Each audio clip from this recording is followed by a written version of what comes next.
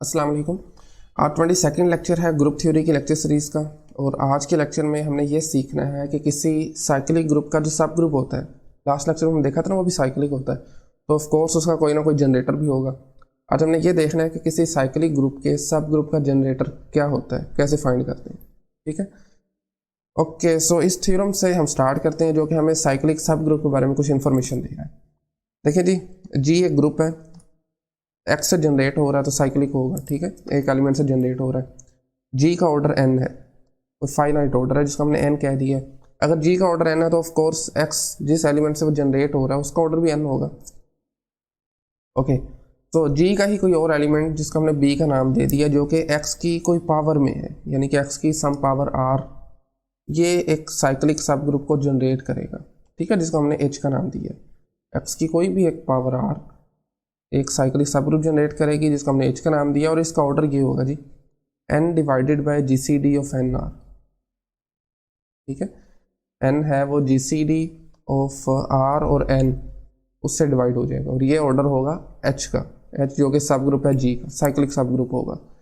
Okay, so next एक और इसी में ही दो डिफरेंट पावर्स एक्स की जो एक सब ग्रुप जनरेट करेंगी, वो इक्वल कब होगा, वो सब ग्रुप सेम कब होगा, जब G C D R N का और G C D S N basically दोनों सेम होंगे। ठीक है, एक पावर आर है एक्स की, दूसरी पावर एक्स की एस है। जब इन दोनों का G C D N 1/1 same होगा एन से, G C D of R N is equal to G C D of S N. ठीक है, ओके, इसको अभी हम यूज़ करते हैं, लेकिन इसको यूज़ करने से पहले हम एक इसी से ही रिजल्ट जो है क्रोलरी उसको राइट डाउन कर लेते हैं। इसी रिजल्ट से ही हमने एक और बात भी डिड्यूस की है, इसको क्रोलरी की फॉर्म में लिख लेते हैं यहाँ पर। Well, so if X generates, आपका कोई भी एलिमेंट एक्स है वो एक साइक्लिक ग्रुप जनरेट करता है, और फाइनाइट भी होना चाहिए। If X generates a finite group G, okay, X जो है आपका एक फाइनाइट साइक्लिक ग्रुप जी को जनरेट कर रहा है, ऑफ कोर्स साइक्लिक तो होगा ना, क्योंकि एक एलिमेंट ही जनरेट कर रहा है। फाइनाइट है तो कुछ हम ऑर्डर भी फर्ज कर लेते हैं जी, इसका कुछ ऑर्डर लेट्स से एन है। ठीक है, देन हमने कहा कि x की पावर जो 1 है ना, वो इस ग्रुप को जनरेट कर रही है। देन x की कोई और पावर जिसको हम r का नाम दे देते हैं, ये भी इसी ग्रुप को जनरेट करेगा, लेकिन कब करेगा वो कंडीशन पढ़ते हैं अभी। x की power r also generates g, ये इंपॉर्टेंट एक रिजल्ट आज ऊपर वाले थ्योरम से निकला है। x की power r also generates g, but कब करेगी, इफ एंड ओनली इफ, यानी कि नेसेसरी एंड सफिशिएंट कंडीशंस के साथ। आपका जी सी डी एन का और आर का 1 है। इन अदर वर्ड सिंपली आप ये कह सकते हैं कि एन और आर अगर तो रिलेटिवली प्राइम होंगे, ठीक है, देन एक्स की कोई भी पावर आर भी उसी ग्रुप को जनरेट करेगी। इसको एक बार फिर देखें, आपका एक्स जो है वो किसी फाइनाइट साइक्लिक ग्रुप को जनरेट करता है जिसका ऑर्डर हमने एन कह दिया, एन एलिमेंट्स होंगे उसमें। तो एक्स की कोई और पावर जिसका हमने एक्स की पावर आर कह दिया, ये भी इसी ग्रुप को जनरेट करेगी, लेकिन किस सूरत में, जब आर का और एन का जी सी डी 1 होगा, जब ये आपस में रिलेटिवली प्राइम होंगे। ठीक है, अब आते हैं जी अपनी एग्जाम्पल की तरफ, जिसमें इन दोनों ऊपर वाले रिजल्ट्स की इम्प्लीमेंटेशन करेंगे। एग्जाम्पल 1 है आज की, और मैं जो ग्रुप लेने लगा हूँ इसमें लेट्स से जी मैं ग्रुप ले लेता हूँ G is equal to C12, इसको कह लिया जाता है। ठीक है, X से जनरेट होगा ये, और X की पावर जो 12 है that is identity element.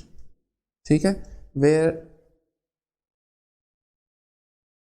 x की जो वैल्यू है वो भी लिख लेते हैं यहाँ पर, x is equal to e raise to power 2 pi iota divided by 12। इसको आप पाई आयोटा बाई 6 भी लिख सकते हैं, कोई फ़र्क नहीं पड़ता खास।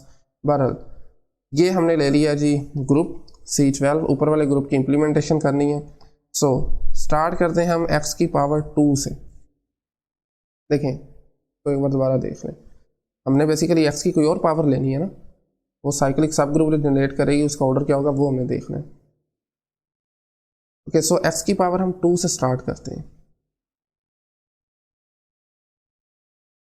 ठीक हो गया, एक्स की पावर 2 बेसिकली जो सब ग्रुप जनरेट करेगी उसका ऑर्डर क्या होगा, पहले थ्योरम की मदद से उसका ऑर्डर होगा जी 12 divided by GCD of 2 and 12। ठीक है, ये ऊपर वाला रिजल्ट हमने जस्ट यूज़ किया है, तो 12 डिवाइडेड बाय 2 आ जाएगा GCD इसका, और ये आंसर आ जाएगा जी 6। इसका क्या मतलब है, एक्स स्क्वायर जो सब ग्रुप जनरेट कर रहा है उसमें हमारे पास 6 एलिमेंट्स, और वो हम लिख भी सकते हैं कौन कौन से 6 एलिमेंट हैं। एक्स स्क्वायर इटसेल्फ आ जाएगा, ठीक है, देन इसकी पावर्स को ऐड कर देंगे, यानी कि 2 एलिमेंट्स मल्टीप्लाई करेंगे, x square times x square x4 आ जाएगा, एक और बार मल्टीप्लाई करेंगे 6 आ जाएगा। इसी तरह हमारे पास 8 देन 10 और फाइनली हमारे पास x की पावर 12 आ जाएगा, वो जो क्योंकि आइडेंटिटी एलिमेंट के इक्वल है तो एक ही बात है। ठीक है, ये एक्स स्क्वायर से बेसिकली सब ग्रुप जनरेट हो रहा है, इसका ऑर्डर क्या था 6 है। हमने कैसे ऑर्डर फाइंड किया, 12 divided by GCD of 2 and 12। इसी तरह अब हम क्या करते हैं जी, एक्स स्क्वायर लिया था, अब हम कहते हैं जी एक्स की किसी और पावर से एक और सब ग्रुप जनरेट करके देख लेते हैं। तो अब मैं पावर लेता हूँ जी एक्स की पावर 3। एक्स की पावर 3 से बेसिकली जो हम सब ग्रुप निकालेंगे, इसे जनरेट करेंगे, उसका ऑर्डर क्या होगा जी 12 divided by GCD of 3 and 12। इस बार 3 आ जाएगा क्योंकि हम x की पावर 3 से कर रहे हैं ना जनरेट, तो 12 और 3 का GCD क्या होता है 3 होता है, तो इसका 4 आंसर आ जाएगा, यानी कि x क्यूब से जनरेट होने वाले सब ग्रुप में 4 एलिमेंट्स होंगे। लिख भी लेते हैं ज़रा क्विकली, यहाँ पर x क्यूब इटसेल्फ आ जाएगा, x की पावर 6 आ जाएगी, x की पावर 9 आ जाएगी, x की पावर 12 भी आ जाएगी, लेकिन वो आइडेंटिटी के इक्वल होता है, लिखने की जरूरत नहीं है, आइडेंटिटी लिख लेते हैं। ठीक है, इसी तरह से अब एक और इसी की एक और एग्जांपल, x की एक और पावर लेता हूँ मैं, लेट्स से जी मैं यहाँ पर एक और पावर जो लेता हूँ x की पावर 9 ले लेते हैं। ठीक है, x की पावर 9 से जो सब ग्रुप हमारे पास जनरेट होगा, पहले तो उसके एलिमेंट्स फाइंड कर लेते हैं, कितने एलिमेंट्स होंगे, ये किससे होगा जी 12 डिवाइडेड बाय वही थ्योरम है पहला जो आज हमने स्टडी किया है, GCD ऑफ 9 एंड 12। 9 और 12 का GCD क्या होता है 3 होता है। ठीक है ना, दोनों में जो ग्रेटेस्ट कॉमन डिवाइजर है वो 3 ही है। ठीक है, 6 12 को डिवाइड करता है, बस 6 9 को नहीं करता। ओके, तो इसमें एलिमेंट्स भी 4 आ जाएंगे, और इसके एलिमेंट्स अगर हम लिखना चाहें तो x की पावर 9 इज इक्वल टू, एक तो इटसेल्फ आ जाएगा, इसके अलावा 9 + 9 पावर्स ऐड होती है ना, 12 आ जाएगा, 12 चूंकि आइडेंटिटी के इक्वल है, सॉरी 18 आएगा, 12 नहीं आएगा 18 आएगा, तो 18 x की पावर 6 के इक्वल आ जाएगा। 3 बार मल्टीप्लाई करेंगे 27 आएगा, जो कि x की पावर 3 के इक्वल आ जाएगा। इसी तरह से फिर आइडेंटिटी एलिमेंट आ जाएगा, जब 4 बार करेंगे 36 आएगा ना, तो वो 12 पर डिवाइड हो रहा है, तो आइडेंटिटी लिख लेते हैं। ठीक है, ये हमने किया अभी तक जो काम, पहला थ्योरम जो आज हमने स्टडी किया था यहाँ तक किए। नेक्स्ट एक और छोटी सी लाइन मैंने लिखी थी, ये देखिए, ऑल्सो एक्स की 2 डिफरेंट पावर से सब ग्रुप जो जनरेट होगा इक्वल कब होगा, जब GCD of Rn and GCD of Sn same होंगे। तो इसको भी देख लेते हैं। देखें, अगर आप यहाँ पर देखें, x की पावर 3 से जो सब ग्रुप जनरेट हुआ है उसमें 4 एलिमेंट्स हैं, और वो 3 6 9 और आइडेंटिटी।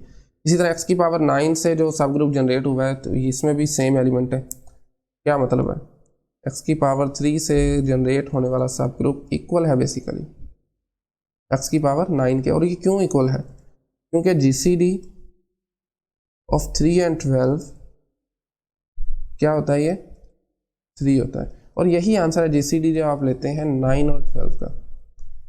ठीक है ना, Rn और Sn जैसे ऊपर अभी हमने किया है, बिकॉज दोनों की पावर्स के GCD ग्रुप के ऑर्डर से सेम आ रहे हैं ना, 3 और 12 का भी 3 है, 9 और 12 का भी 3 है। यही वजह है कि x की पावर 3 से जनरेट होने वाला सब ग्रुप और x की पावर 9 से जनरेट होने वाला सब ग्रुप सेम है बेसिकली।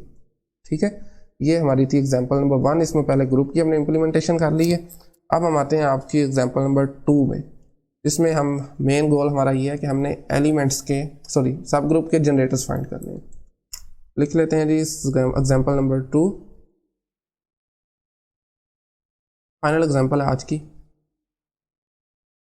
दूसरी और आखिरी। अच्छा जी, इसमें हमने जो ग्रुप लेना है that is G is equal to C15 ले लेते हैं हम। ठीक है, ओके, सो x से जनरेट हो रहा है और x की पावर 15 जो है वो आइडेंटिटी के इक्वल होगी, जिसको हमने E का नाम दिया है।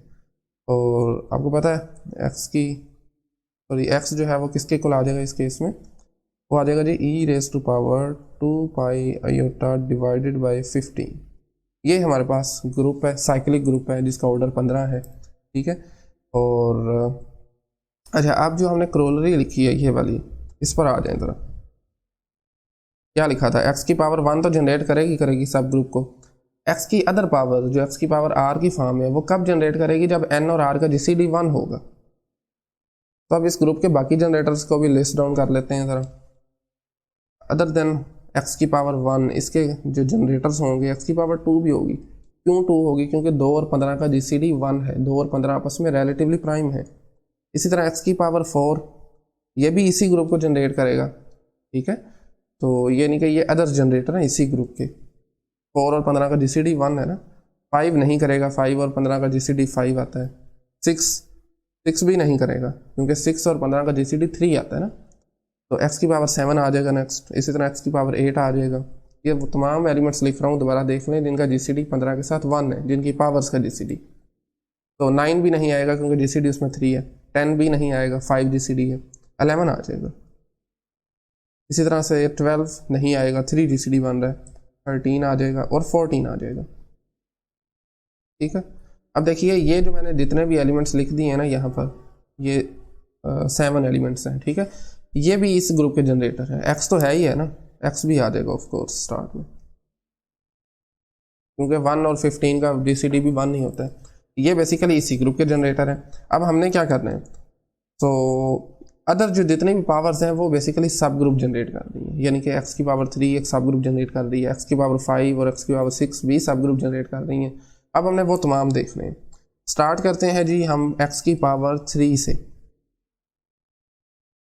लिख लेते हैं स्टार्टिंग विद एक्स की पावर विद एक्स क्यूब, ठीक हो गया। एक्स की पावर 3 से जो हमारा सब ग्रुप जनरेट होगा वो कौन सा होगा। एलिमेंट्स आप फाइंड कर सकते हैं वो फार्मूला लगा के। मैं डायरेक्टली लिख देता हूँ इसमें कौन कौन से एलिमेंट हैं। एक्स की पावर 3 आ जाएगी, एक्स की पावर 6 आ जाएगी हमारे पास, एक्स की पावर 9 आ जाएगी, एक्स की पावर 12 आ जाएगी, और एक्स की पावर 15 जो कि आइडेंटिटी के इक्वल है। ये लिख देते हैं इसको। अब देखें, ये एक सब ग्रुप है C15 का, और ये इटसेल्फ भी साइक्लिक है। अगर ये इटसेल्फ भी साइक्लिक है तो इसका कोई ना कोई जनरेटर भी मौजूद होगा। अब हमें जनरेटर फाइंड करने हैं, ठीक है।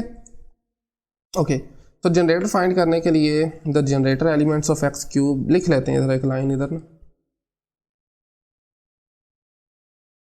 The generators of X cube are of the form,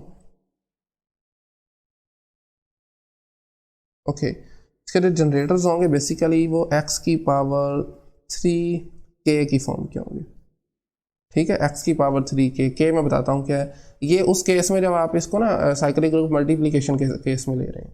अगर आप सिंपली एडिशन के केस में ले रहे हैं, zn लेते हैं ना, वो फाइनाइट होता है, तो उस केस में सिंपली 3k आ जाएगा, क्योंकि पावर्स में एलिमेंट नहीं ना होते, अंडर एडिशन होता है, तो उसमें सिंपली 3k आ जाएगा। इसमें एक्स की पावर 3k है। और k यहाँ पर क्या है, k को भी देख लेते हैं जी। where k is actually relatively prime to, sorry, k is relatively prime, किसके relatively prime है, to the order of the above subgroup। लिख लेते हैं यहाँ पर एक्स क्यूब, जो कि इसका ऑर्डर आ रहा है 5, ठीक है। k जो है वो रिलेटिवली प्राइम है एक्स क्यूब के ऑर्डर के, जो कि 5 आ रहा है, 5 के रिलेटिवली प्राइम। सो k के लिए पॉसिबिलिटीज़ क्या क्या हो सकती हैं। k हमारे पास इक्वल टू, इनफैक्ट क्या हो सकता है जी, 1 आ सकता है, ठीक है। 1 और 5 रिलेटिवली प्राइम है, 2 आ सकता है, 3 और 5 भी रिलेटिवली प्राइम है, 4 और 5 भी रिलेटिवली प्राइम है। सो k क्या हो सकता है, एक्स की 1 2 3 4, और इसके कोरस्पॉन्डिंग हमारे पास एक्स की पावर 3k है जो, वो क्या हो सकता है जी, एक्स k की जगह 1 पुट करें 3 आ जाएगा, k की जगह 2 पुट करें 6 आ जाएगा, k की जगह 3 पुट करें 9 आ जाएगा, k की जगह 4 पुट करें तो 12 आ जाएगा, ठीक है। और इनफैक्ट यही नॉन आइडेंटिटी एलिमेंट इस ग्रुप में भी हैं। इसका मतलब है कि इसके तमाम एलिमेंट्स इसके जनरेटर्स हैं, ठीक है ना। एक्स की पावर 3 भी इसको जनरेट करेगा, एक्स की पावर 6 भी इसको जनरेट करेगा, इसी तरह x की पावर 9 और x की पावर 12 भी इसी ग्रुप को ही जनरेट करेंगे।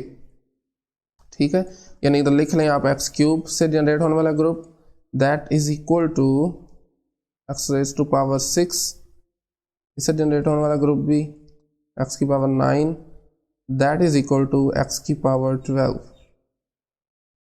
ठीक है, ये तमाम जो ग्रुप्स बनेंगे ये सेम होंगे। इसका मतलब है कि x क्यूब से जनरेट होने वाला जो सब ग्रुप है इसके तमाम एलिमेंट्स इसके जनरेटर हैं। अब देखें ना, दो पावर सेम कब होती हैं, ये आप ऊपर वाले फार्मूले से भी दोबारा देख सकते हैं। चीज़ें देखें आपस में कितनी कनेक्टेड हैं। सो GCD ऑफ NR, मैं NR की फॉर्म में लिखता हूँ जो अभी हमने ऊपर पढ़ा था,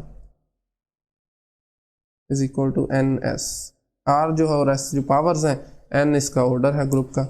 ठीक है, अब देखेंगे हर दो के केस में ये बेसिकली सेटिस्फाई करेगा। ठीक है, ओके ओके, सो ये काम हो गया। अब आगे हम लेते हैं, अभी हमने क्या लिया था, एक्स क्यूब लिया था। एक्स क्यूब से जनरेट होने वाला सब ग्रुप है उस पर काम कर लिया, उसके जनरेटर्स भी फाइंड कर लिए हैं। अब आते हैं एक्स की पावर 5 पे। एक मिनट दोबारा ऊपर आएगा, देखें इस लिस्ट में एक्स की पावर 5 मौजूद तो नहीं ना, यानी कि इसका मतलब एक्स की 5 जो है वो भी एक सब ग्रुप जनरेट करेगी। तो उसको देख लेते हैं वो कैसा होगा। ओके, सो लिख लेते हैं now take X raise to power 5। ठीक है, x की पावर 5 से जो सब ग्रुप हमारे पास जनरेट होगा उसमें एलिमेंट्स कौन कौन से होंगे लिख लेते हैं। x की पावर 5 इटसेल्फ आ जाएगा, इसके अलावा x की पावर 10 आ जाएगा, और वही है finally x raise to power 15 जो कि आइडेंटिटी के इक्वल होता है, आइडेंटिटी के इक्वल होता है। ठीक है, ओके सॉरी, आइडेंटिटी के इक्वल होता है। सो इसमें 3 एलिमेंट्स हैं, आप वो फार्मूला लगा के चेक भी कर सकते हैं, 3 ही आएंगे। अब देखें ये एक सब ग्रुप है, साइक्लिक भी है, तो इसके जनरेटर भी ऑफ कोर्स होंगे। जनरेटर इसके किस फॉर्म के होंगे जी, x की पावर 3k, इस फॉर्म के इसके जनरेटर्स होंगे। k क्या है यहाँ पर, वही काम जो भी हमने पहले किया। k बेसिकली रिलेटिवली प्राइम है इस केस में। ओके, इस 5k आएगा, सॉरी 3k नहीं आएगा। ठीक है, 5k क्यों आएगा, क्योंकि x की पावर 5 से सब ग्रुप जनरेट हो रहे हैं ना, तो 5k आएगा। Yes, k is relatively prime to, इसके relatively prime होगा इस ग्रुप के ऑर्डर के। x5 से जनरेट होने वाला जो ग्रुप है उसका ऑर्डर क्या है, हमारे पास 3 है, तो k जो है वो relatively prime होगा 3k। k के लिए पॉसिबिलिटी क्या है, 1 हो सकता है या 2 हो सकता है, दो पॉसिबिलिटीज हैं, 3 नहीं हो सकता, relatively prime 3 होगा उस केस में। तो x raise to power 5k क्या बनेगा, दैट इज इक्वल टू, या तो x की पावर 5 आ जाएगा, 2 पुट करेंगे x की पावर 10 आ जाएगा। देखें यही नॉन आइडेंटिटी एलिमेंट अगेन इस केस में भी है। देखें x की पावर 5 और x की पावर 10 दोनों जनरेटर्स हैं, एक दूसरे के इन्वर्सेस भी हैं और दोनों इनफैक्ट जनरेटर है। ठीक है, ओके, दो जनरेटर है, यानी कि इस केस में भी आप लिख सकते हैं x की पावर 5 से जनरेट होने वाला group that must be equal to जो कि x की पावर 10 से जनरेट होने वाला ग्रुप होगा। ठीक है, और अगेन ये वाला कंसेप्ट यूज़ करके आप देख सकते हैं कि दोनों की पावर्स का GCD जब आप ग्रुप के ऑर्डर से लेंगे तो वो सेम आएगा इनफैक्ट।